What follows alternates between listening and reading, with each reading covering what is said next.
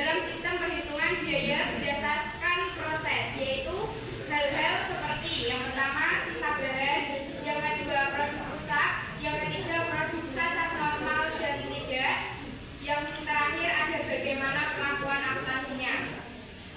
Untuk materi yang pertama akan disampaikan oleh rekan saya. Pertama ada akuntansi sisa bahan atau keras. Sisa bahan merupakan bahan yang sisa dari proses produksi yang tidak bisa digunakan lagi untuk tujuan yang sama sekali berguna untuk tujuan lainnya atau dapat dijual pada pihak lain. Sisa bahan dapat berupa yaitu satu, serbuk atau potongan sisa pemrosesan bahan. Kedua, bahan cacat yang tidak bisa dipakai atau dikembalikan ke rumah. Yang ketiga, suku tajam produk yang cacat akibat kesalahan karyawan atau mesin. Selanjutnya, revisi dan contoh. Perlakuan hasil penjualan sisa bahan tergantung pada tidak atau belum perusahaan memperhitungkannya dalam tarif pembebanan overhead pabrik. Apabila tidak hasil penjualan sisa bahan harus dicatat sebagai pengurang biaya overhead pabrik berikutnya. Apabila belum hasil penjualan sisa bahan dapat diperlakukan sebagai satu, pengurangan biaya produksi departemen tempat terjadinya. Dua, pendapatan lain-lain. Tiga, pengurangan harga pokok penjualan. Jurnal sisa bahan yang berupa bahan atau suku cacat yang cacat akibat kesalahan karyawan dan tidak langsung dijual. Uji sisa bahan RP barang dalam proses RP. Contoh akuntansi sisa bahan PT Kayu Alam, sebuah perusahaan penggergasi kayu secara periode penjualan sisa bahan yang dihasilkan dari proses produksi. Selama periode ini perusahaan berhasil menjual sisa bahan sebesar Rp1.000 dalam 1000-an. Hasil penjualan sisa bahan dapat diperlakukan dengan salah satu cara berikut ini. Satu, apabila permasalahan belum memperhitungkan sisa bahan ke dalam tarif pembebanan biaya overhead pabrik, yaitu A, jurnal yang diperoleh dari penjualan sisa bahan disajikan dalam laporan tabulasi komprehensif sebagai penjualan sisa bahan atau pendapatan lain-lain. Kas atau piutang jaga Rp1.000, penjualan sisa bahan atau pendapatan lain-lain Rp1.000. Yang B, jumlah yang diperoleh dari penjualan sisa bahan menjadi untuk KP sehingga menaikkan harga total. Kas atau piutang jaga Rp1.000, KDP Rp1.000. Selanjutnya C, jumlah yang diperoleh dari penjualan sisa bahan sehingga kami beri atau piutang jaga Rp1.000 dalam proses Rp1.000. Kalau yang kedua, apabila penjualan juga memperhitungkan sisa bahan dalam tarif pembebanan biaya overhead pabrik, kas atau piutang jaga Rp1.000 biaya overhead pabrik Rp1.000. Selanjutnya ada akuntansi produk cacat. Produk cacat adalah unit produk yang tidak memenuhi standar produksi, tetapi baik dari segi teknis maupun ekonomi dapat diperbaiki di proses ulang supaya dapat dijual sebagai produk standar atau substandar. Masalah akuntansi produk cacat adalah mengenai perlakuan tambahan biaya produksi yang terjadi untuk memperbaikinya. Yang pertama ada cacat normal, cacat yang masih dalam batas bagian produksi karena kesalahan bahan atau mesin yang sudah diperhitungkan sebelumnya. Yang kedua ada cacat tidak normal, cacat yang terjadi karena kelalaian kerja atau kerusakan mesin tak terduga. Studi kasus akuntansi produk cacat normal dan tidak normal. PT Medijaya adalah perusahaan manufaktur yang memproduksi kursi kayu. Selama proses produksi bulan Oktober 2025 ditemukan beberapa produk cacat. Produk cacat ini dibagi menjadi dua jenis, cacat normal dan cacat tidak normal. Data produksi bulan Oktober 2025. Keterangan produk selesai dari unit 900 unit, biaya produksi unit sampai unitnya, total biaya 900 unit. Yang kedua ada produk cacat normal, dari sini unit, biaya produksi per unit ada 100 unitnya, total biaya 2 unit. Yang selanjutnya ada produk cacat tidak normal, ada 20 unit, biaya produksi per unit 100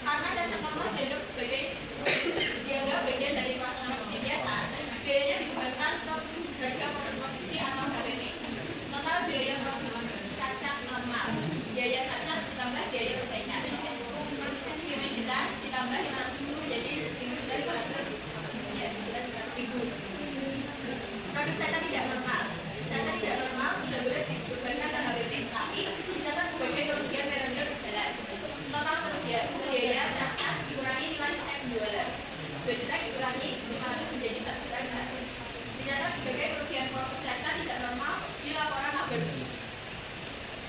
Dan selanjutnya ada penjurnalan. 1. Saat terjadi produk cacat normal dalam proses 5 juta dan persediaan bahan baku vegetarian. Mencatat produk cacat normal yang masih dalam proses. Penjurnalan. 1. Saat terjadi produk cacat normal dalam proses sejumlah 5 juta rupiah berada di sisi debit dan persediaan bahan baku atau BOP sejumlah 5 juta rupiah berada di sisi kredit. Mencatat produk cacat normal yang masih dalam proses. Yang kedua ada biaya perbaikan produk cacat normal. Barang dalam proses sejumlah 500.000 rupiah berada di sisi debit dan kas atau gaji atau BOP sejumlah 500.000 rupiah berada di sisi kredit. Mencatat biaya tambahan untuk memperbaiki cacat normal. Yang ketiga, saat cacat tidak normal terjadi. Kerugian produk cacat tidak normal sejumlah 2 juta rupiah berada di sisi debit dan barang dalam proses sejumlah 2 juta rupiah berada di sisi kredit. Mencatat kerugian akibat produk cacat tidak normal. Yang keempat, saat hasil sisa dari cacat tidak normal dijual. Kas atau piutang dagang berada di sisi debit sejumlah 500.000 rupiah dan kerugian produk cacat tidak normal sejumlah 500 rupiah berada di sisi kredit. Mengurangi kerugian produk cacat tidak normal dengan hasil penjualan sisa. Selanjutnya, asuransi produk rusak. Produk rusak merupakan unit produk yang tidak memenuhi standar produk yang dari segi teknis maupun ekonomis tidak dapat diperbaiki. Masalah asuransinya tergantung pada pertimbangan manajemen mengenai metode yang dipilih manajemen untuk memperlakukan produk rusak. Untuk metode rusak diabaikan, unit produk rusak diabaikan dan dianggap tidak pernah dimasukkan ke dalam proses produksi. Unit produk rusak tidak diperhitungkan dalam unit ekuivalen. Biaya produk rusak dibebankan ke persediaan barang dalam proses akhir meskipun belum diinspeksi. Keunggulannya, metode yang sederhana. Untuk kelemahannya, tidak dibedakan unit produk rusak normal dan rusak tidak normal. Metode ini hanya bisa ditetapkan oleh perusahaan yang belum memperhitungkan biaya produk rusak dalam tarif pembebanan overhead pabrik. Tetapi, metode biaya produk rusak sebagai elemen tersendiri. Memperlakukan biaya produk rusak sebagai elemen tersendiri di departemen tempat terjadinya. Untuk menghitung biayanya, unit produk rusak harus dianggap sebagai bagian dari hasil proses produksi dan dimasukkan ke dalam perhitungan unit ekuivalen.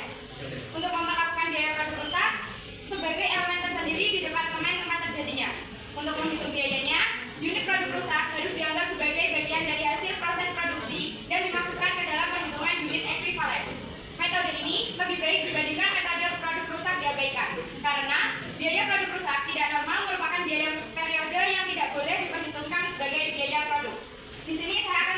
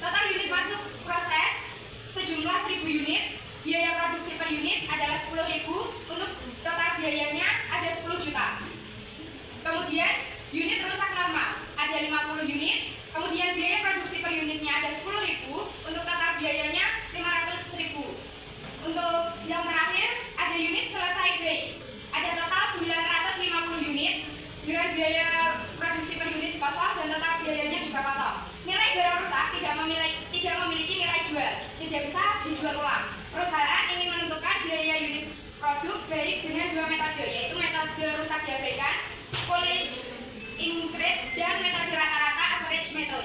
Untuk metode rusak diabaikan, pada metode ini produk rusak diperhitungkan dalam biaya produksi. Artinya, biaya yang sudah dikeluarkan tiap dihitung berdasarkan total unit yang masuk proses, tanpa mengurangi unit rusak. Perhitungan biaya per unitnya untuk rumusnya adalah total biaya produksi dibagi dengan jumlah unit dimasukkan dalam proses, yaitu senilai 10 juta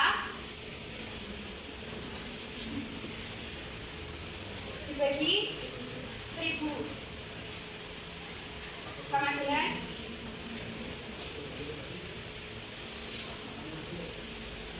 10.000 per unit. Produk rusak dianggap beban perusahaan, tidak mempengaruhi biaya produk baik. Jurnal metode rusak diabaikan sebagai berikut. 1. Selama proses produksi itu berjalan, barang dalam proses senilai 10 juta berada di sisi debit. Kemudian persediaan bahan baku atau BOP berada di sisi kredit senilai 10 juta. Yang kedua, ketika ditemukan produk rusak atau diabaikan, tidak ada jurnal tambahan karena produk rusak tidak dipisahkan dari total biaya produksi. Kemudian yang ketiga, ketika produk baik selesai, persediaan barang jadi berada di sisi debit, yaitu 9.500.000. Kerugian produk rusak juga berada di sisi debit, yaitu 500. Dan barang dalam proses berada di sisi kredit, yaitu 10 juta. Biaya produk rusak dianggap rugi bagi perusahaan. Untuk metode rata-rata atau average method, pada metode ini biaya produk rusak normal dibebankan ke produk baik agar biaya per unit baik meningkat. Artinya, total biaya dibagi hanya dengan unit produk baik. Untuk perhitungan biaya per unit, untuk rumusnya total biaya per unit, total biaya produksi dibagi dengan jumlah produk baik. Totalnya yaitu 10 juta dibagi 950 sama dengan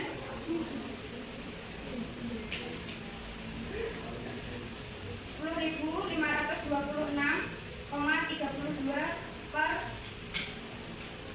unit. Dapat dibulatkan sehingga menjadi 10.226. Jadi setiap produk baik menanggung sebagian biaya produk rusak. Untuk jurnal metode rata-ratanya, yang pertama, selama proses produksi berjalan, barang dalam proses berada di sisi debit senilai 10 juta. Untuk persediaan bahan baku BOP, 10 juta berada di sisi kredit. Ketika produk baik selesai dan produk rusak dihapus, persediaan barang jadi senilai 10 juta berada di sisi debit dan barang dalam proses senilai 10 juta berada di sisi kredit. Tidak ada pengakuan rugi karena biaya rusak dibagi rata-rata ke produk baik. Untuk perbandingan kedua metode, aspek perlakuan biaya rusak. Metode rusak diabaikan dianggap rugi perusahaan. Untuk metode rata-rata dialokasikan ke produk baik. Yang kedua, biaya per unit produk baik. Metode rusak diabaikannya lebih rendah dan metode rata-ratanya jauh lebih tinggi. Kemudian pengaruh ke laba. Metode rusak diabaikan laba lebih rendah dan metode rata-ratanya laba lebih tinggi. Untuk kecocokannya, metode rusak diabaikan bila kerusakan tidak wajar atau besar, sedangkan metode rata-rata digunakan bila kerusakan normal atau wajar. Untuk kesimpulan akhir, penentuan biaya proses dalam akuntansi kerugian produksi. Dalam sistem akuntansi biaya proses, perusahaan manufaktur tidak dapat terlepas dari kemungkinan timbulnya kerugian produksi, baik berupa sisa bahan, produk cacat, maupun produk rusak. Ketiganya merupakan unsur penting dalam perhitungan harga pokok produksi atau HPP yang secara langsung mempengaruhi laba perusahaan dan efisiensi operasional. Sisa bahan dapat mengurangi biaya produksi. Produk cacat normal dibebankan ke harga pokok produksi, sedangkan cacat tidak normal dan produk rusak tidak wajar dicatat sebagai kerugian periode berjalan. Dengan pencatatan yang tepat, perusahaan dapat menilai efisiensi produksi, mengendalikan biaya, dan menghasilkan laporan keuangan yang lebih akurat. Sekian dari kami yang dapat kami sampaikan. Kemudian kami akan membuka sesi diskusi. Bila ada pertanyaan, silakan disampaikan. Dengan 19, 11, 14. Saya mau bertanya ke kelompok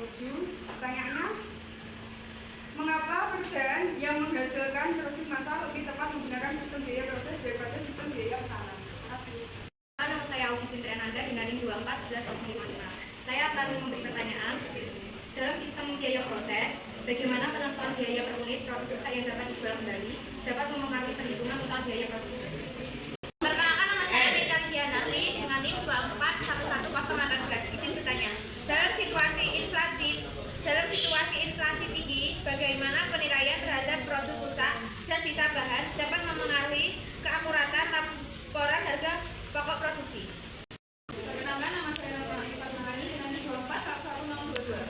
Di sini saya bertanya tentang bandingan pengakuan akuntansi kerugian produk dalam metode biaya proses dengan metode harga pokok pesanan. Dalam kondisi apa salah satu metode lebih unggul? Perkenalkan, nama saya Ayu Fernandes Pratama. Pertanyaannya, bagaimana perusahaan dapat menyeimbangkan antara efisiensi produksi dan kualitas produk agar kerugian produksi tetap minimal? Pertanyaan saya adalah, apabila dalam kondisi ekonomi yang sulit, apakah wajar perusahaan tetap menghitung produk rusak sebagai unit atau bisa dijual dengan harga diskon? Pertanyaannya, jelaskan bagaimana biaya perusahaan normal akan dialokasikan dari unit selesai dan unit persediaan barang dengan proses.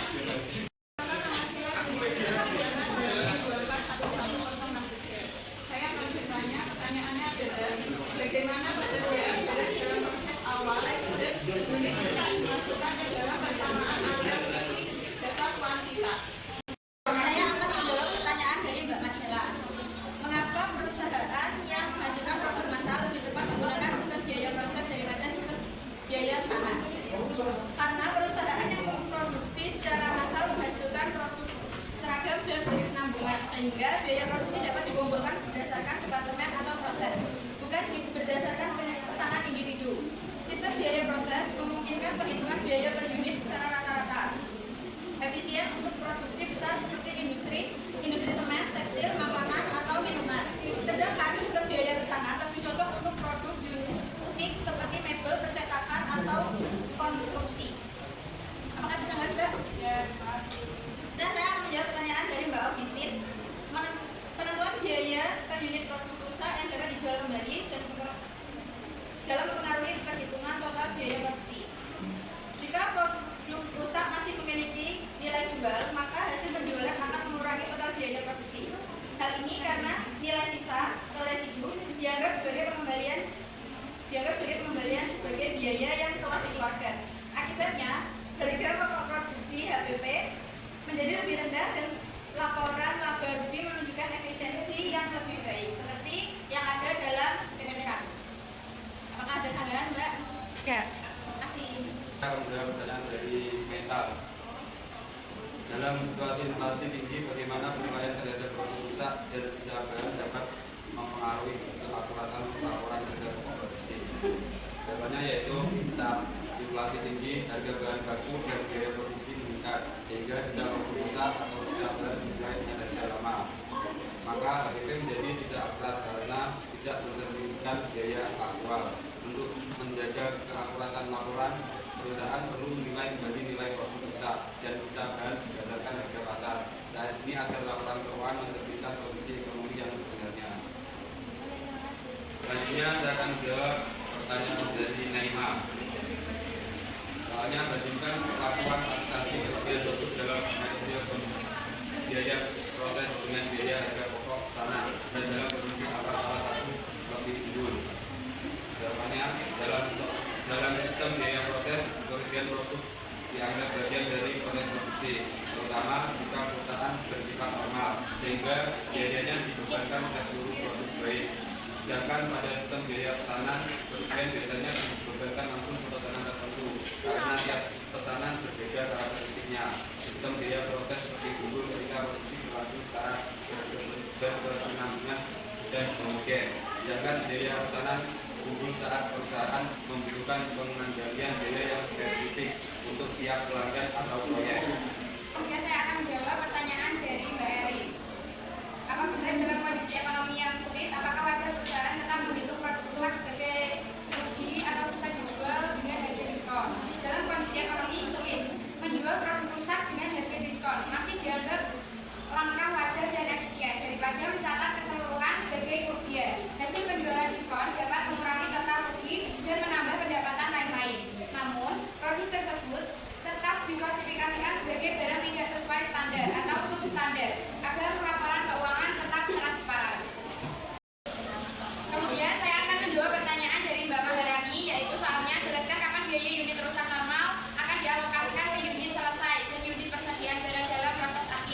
Biaya unit rusak normal dialokasikan ke unit selesai dan unit dalam proses akhir ketika produk rusak dianggap bagian dari proses produksi yang wajar. Alokasinya dilakukan secara proporsional sesuai jumlah unit yang sudah selesai dan yang masih dalam proses. Hal ini untuk mencerminkan bahwa kerugian normal terjadi pada seluruh aktivitas produksi, bukan hanya pada produk yang telah selesai. Ada saudara? Jawab pertanyaan dari Mbak Santi, yaitu soalnya bagaimanakah persediaan barang dalam proses awal di unit rusak dimasukkan ke dalam persamaan aliran fisik atau data kuantitas. Dalam perhitungan aliran fisik, unit produksi persediaan awal ditambahkan ke unit yang mulai diproses selama periode berjalan. Rumusnya, unit yang harus dipertanggungjawabkan sama dengan unit dalam proses awal ditambah unit dimasukkan ke proses. Untuk yang kedua, unit yang dipertanggungjawabkan sama dengan unit selesai ditambah unit rusak ditambah dengan unit dalam proses akhir. Ada tambahan? Ya, saya akan menjawab pertanyaan dari Yuda.